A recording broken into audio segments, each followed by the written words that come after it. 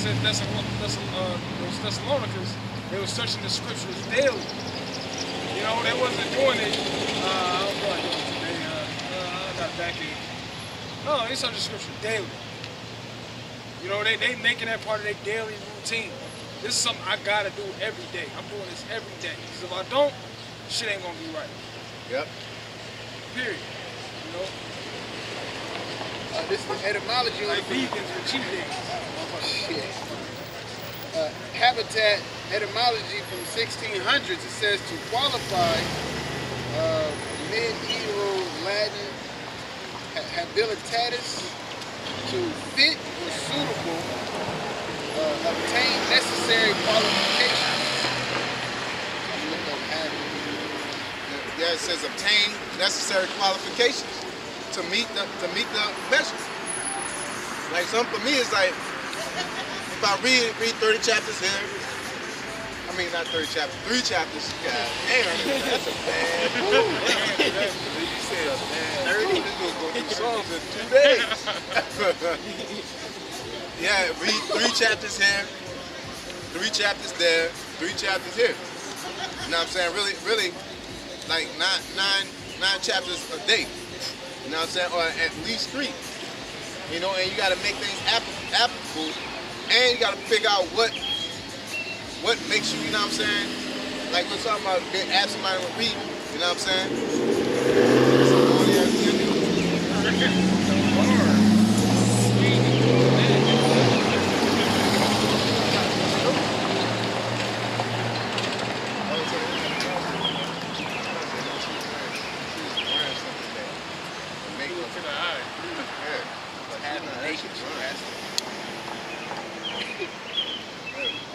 This is habit. Early 13th century, it says characteristic attire of a religion or clerical order. Clothing, habit, conduct, condition, demeanor, appearance, dress. Original past participle of appear, to have, hold, possess, wear, find oneself. Yeah, to put on. You know what I'm saying? Basically, your habit is to put on. It says a condition. You know, like the brother say, habitat as a 2-linked thing is basically the position, how you position yourself. You know. That's right.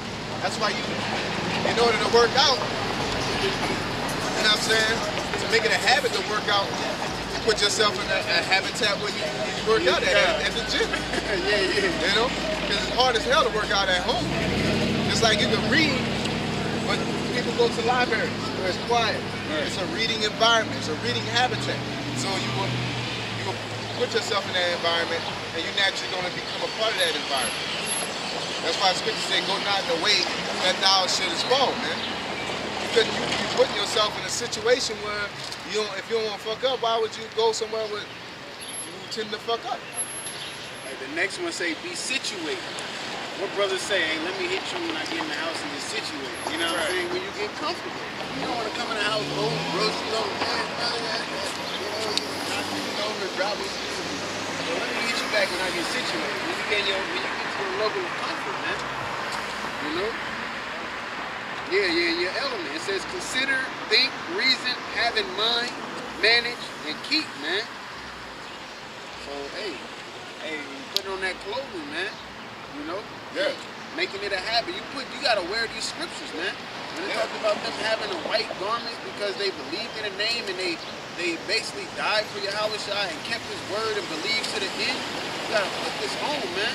You're not gonna wear fucking basketball clothes to the club. You know, they're not even gonna let you in. They put on righteousness as a garment. Yeah, so Ephesians chapter 6, verse 10, it says, finally, my brethren, be strong in the Lord and in the power of his might. Put on the whole armor of the Most High, that ye may be able to stand against the wiles of the devil. For we wrestle not against flesh and blood, but against principalities, against powers, against rulers of the darkness of this world, against spiritual wickedness in high places. Yeah, that's cool. It says, wherefore take unto you the whole armor of the Most High, that ye may be able to withstand in the evil day, and having done all, to stand. Stand therefore, having your loins girt about with truth, and having on the breastplate of righteousness, and your feet shod with the preparation of the gospel of peace. Above all, taking the shield of faith, wherewith you may be able to quench all the fiery darts of the wicked, and take the helmet of salvation and the sword of the Spirit, which is the word of the Most High.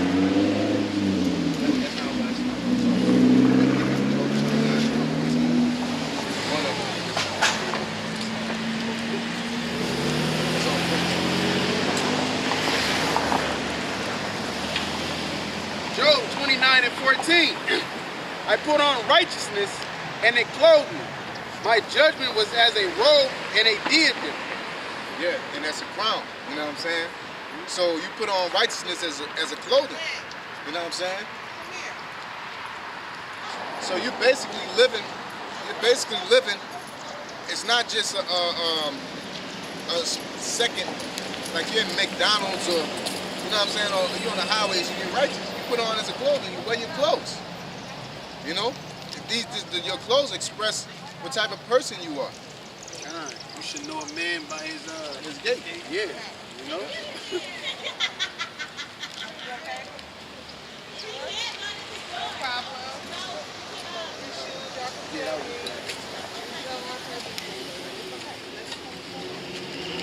Y'all recording? No, y'all good. Y'all go ahead. Okay. We don't on the sidewalk. Well, thank you.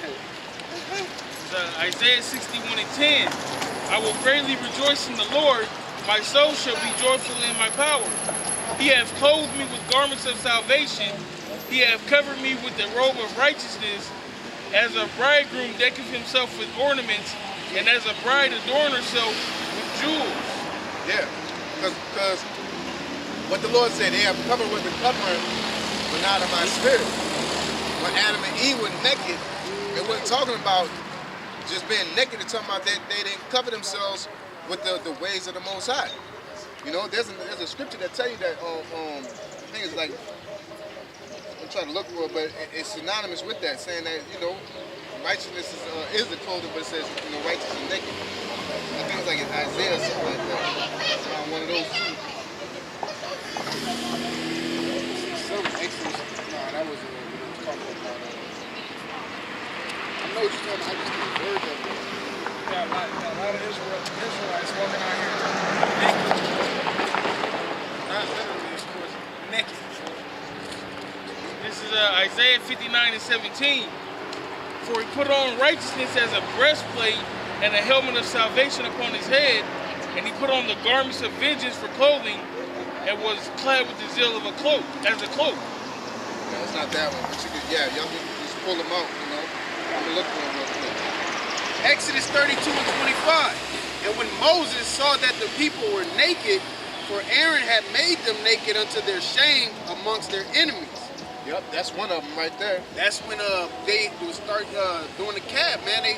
Moses went up to talk to the Most High, and what happened? They started worshiping that calf, man. So them going off from worshiping the Most High, which was breaking one of the 10 commandments, okay, one of the top ones, I would say, all right, because there's over 600 of them, but them going off and doing that made them naked, man, because the brother already quoted, you know, they have a covering, but not of my spirit. All right, what is the Lord's Spirit? Is the word, okay? The righteousness, all right?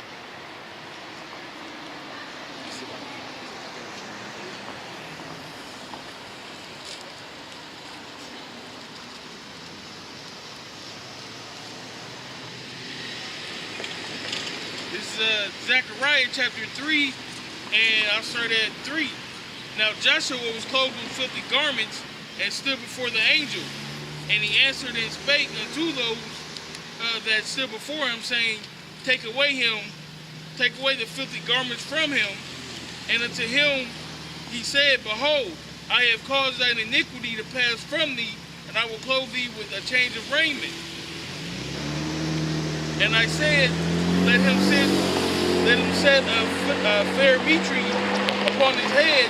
So they set a fair mitre upon his head and clothed him with garments. Yeah, basically, you know, taking away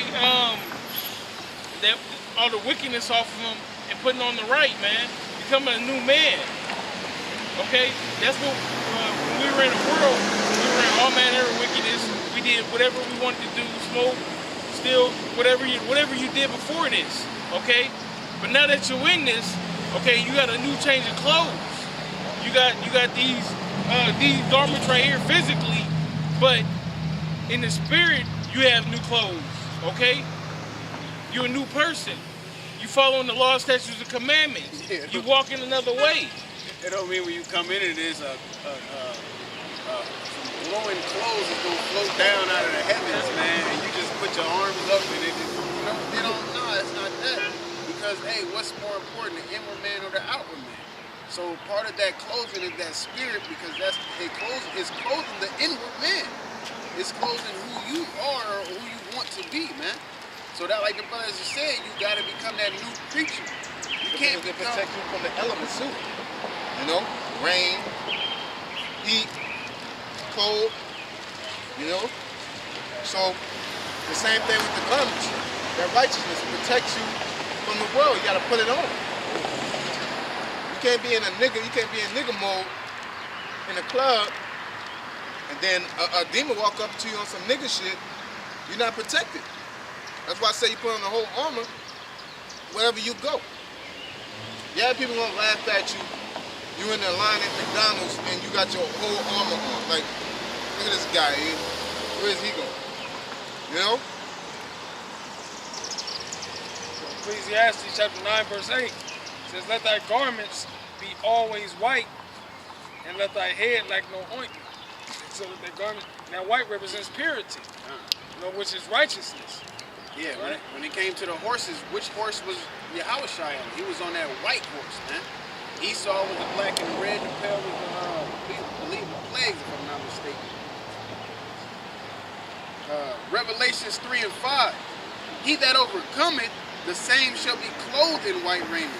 And I will not blot out his name out of the book of life, but I will confess his name before my Father and before his angels. Yep, that's the other one I was looking for. That's a banger right there. Yeah, that's straight to the point, man. You know what I'm saying? So it's telling you you're going to be clothed with that white raiment. The brother just said that's that righteousness, that purity, all right? And your name's not going to be blotted out the book of life, which is basically you receiving salvation. And he's going to confess his name to his Father, man. Because if y'all don't know, John the 17th chapter was a prayer that Yahushua prayed to the Most High about the elect, man. He like, you gave me these men. Hey, I send they in the world as you sent me into the world. I just ask that you watch over them, basically. You know what I'm saying? That's basically what he said. Watch over these men that you gave me to take care of. Because I'm leaving. It's about time for me to come home. So when I come home, watch over them, and which the Most High did, man. For what? The comfort, all right? That spirit, which is that clothing. Because the brother just said it protects you from this world, man. All right?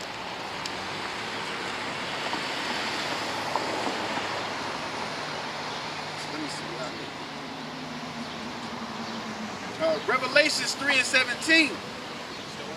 Because thou sayest, I am rich and increase with goods, and have need of nothing, and knowest not that thou art wretched and miserable, and poor, and blind, and naked.